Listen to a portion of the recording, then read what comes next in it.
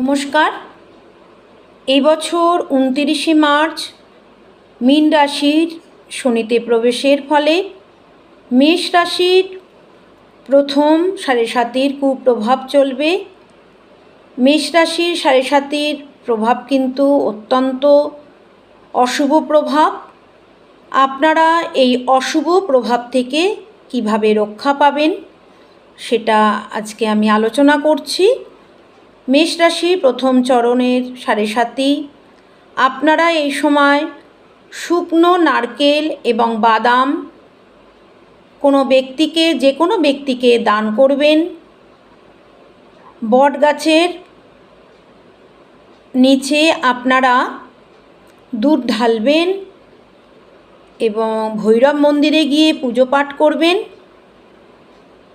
শনি ঠাকুরের মন্দিরে গিয়ে আপনারা কালো রঙের ধূপকাঠি নিবেদন করে আসবেন আর অবশ্যই হনুমান চল্লিশা পাঠ করবেন। এই কাজগুলো যদি আপনারা করতে পারেন তাহলে আপনাদের শনির প্রভাব 7.5 প্রভাব অনেকখানি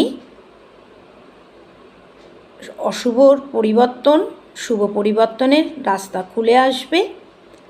আর অবশ্যই শনিবার করে কোনো বৃদ্ধ কোনো গরিব মানুষকে কিছু খাবার দান করবেন।